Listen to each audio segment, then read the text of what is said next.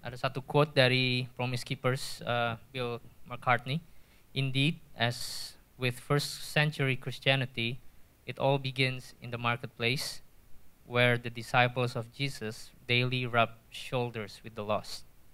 Jadi saya kira ada satu hal yang kurang baik gitu ya. Maksudnya sekarang ini banyak sekali orang umat Kristen, gereja-gereja yang seperti detached dari marketplace itu sendiri gitu ya.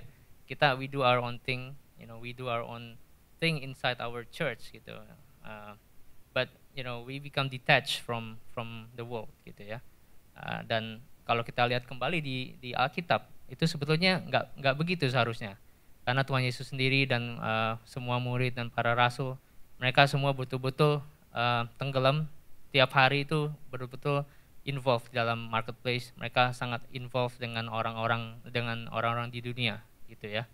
Dan karena itu ya kita sebagai umat Kristen, kita harus mulai bisa lebih lagi untuk bisa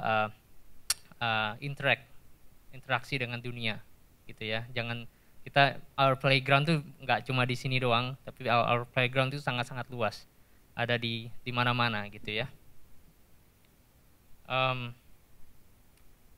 Dan kalau di Bible itu marketplace itu sangat dominan, dan saya percaya kalau the next time ada wave of revival ya, ada kebaktian, bukan kebaktian, ada kebangunan rohani, satu kebangunan rohani yang besar di dunia ini, dan itu akan bertempat di dalam marketplace. Itu saya percaya sekali gitu.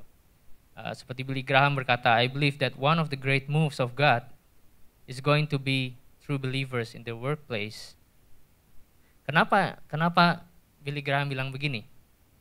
Kenapa the next move of God will take place in the marketplace?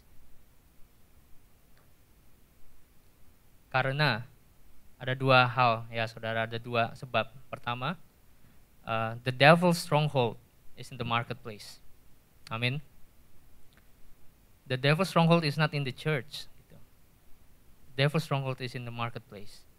Yang kedua, the harvest is in the marketplace. The harvest is not here, karena kita semua ini pekerja-pekerjanya gitu.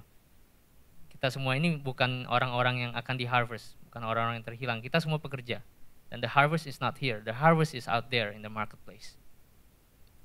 Dan Peter Wagner juga berkata, we have attempted to transform our cities for years without success.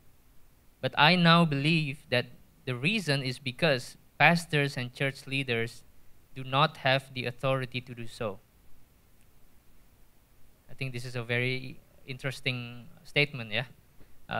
That authority to transform our cities lies within those leaders in the marketplace.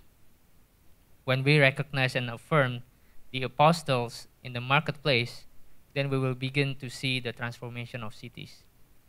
Societal transformation is high on God's agenda, and the chief catalytic force, the chief catalyst instrument, the chief instrument to bring it about will be Christians ministering in the marketplace. Amin. Dan kalau saudara ingat di Joel pasal 2, situ berbicara tentang the last revival kan. And it shall come to pass afterward that I will pour out my spirit on all flesh. Your sons and your daughters shall prophesy. Your old men shall dream dreams. Your young men shall see visions. Di sini sangat jelas gitu ya bahwa revival yang digambarkan oleh Joel ini begitu luas gitu ya. He didn't say, your sons and daughters atau your young men in the church gitu misalnya, atau your old men in the church. It's the old men and the young men gitu. Dan itu ada satu ilustrasi bahwa pekerjaan Tuhan yang besar yang akan terjadi in the future, it's not gonna happen here. I mean, it's going to start here, but it's going to spread across the world. Nggak cuma di dalam gereja. Amin, saudara. Kemudian ada satu contoh lagi. Ini terjadi di New York City. Ini ada satu contoh di mana revival itu bisa dimulai dari marketplace. Jadi ada satu orang namanya Jeremiah Lanphier. sekitar tahun 1857, dia bertanya kepada Tuhan, Lord, what do you want me to do? Gitu. Tuhan mau saya berbuat apa? Kemudian Tuhan berbicara kepada dia dan dia kemudian menyewa satu hall di New York City di Fulton Street di dekat Wall Street District.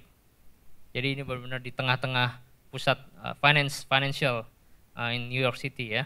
Dan kemudian dia mulai advertise tentang prayer meetings.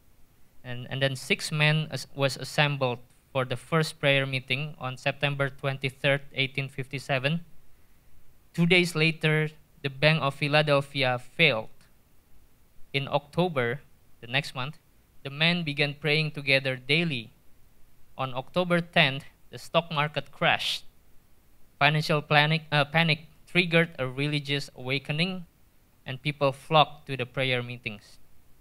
Within 6 months, 10,000 people were gathering daily for prayer in New York City alone.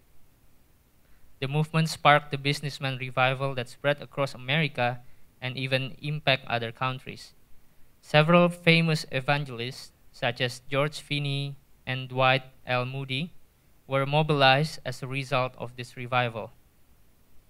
And, and this was a time when new spiritual life was imparted to the dead and new spiritual health imparted to the living. Luar biasa ya saudara ya. Mulai dari satu orang dan dia mulai dari marketplace bisa menjadi satu revival yang spread across the world gitu. Dan kalau ini bisa terjadi 150 tahun yang lalu, saya percaya bisa terjadi hari ini juga. Amin saudara. Oke. Kemudian kita akan kembali lagi ke questionnaire sheet saudara yang harus dirubah gitu ya. Karena ini mungkin sudah bertahun-tahun gitu ya kita berpikir dengan cara yang salah. The way we look at our job or the way we look at our profession mungkin banyak yang kurang benar dan kurang biblical, kurang sesuai dengan how God actually sees you, how God actually views your work gitu. Karena itu sekarang kita akan belajar tentang mindset atau konsep-konsep pemikiran kita yang mungkin kurang tepat, yang harus dirubahkan ya. Yang pertama, this is actually new. Okay. I gave you the answer. Okay. Sorry, sebelum kita ke sana, saya mau tanya saudara. Sekarang ada 6 profesi di sini kan, 1 sampai 6 ya. Mana dari antara 6 ini yang paling spiritual? Misionaris di Afrika, atau lawyer, atau pastor dari gereja yang besar, atau akuntan, atau Billy Graham, atau homemaker? Mana yang paling spiritual?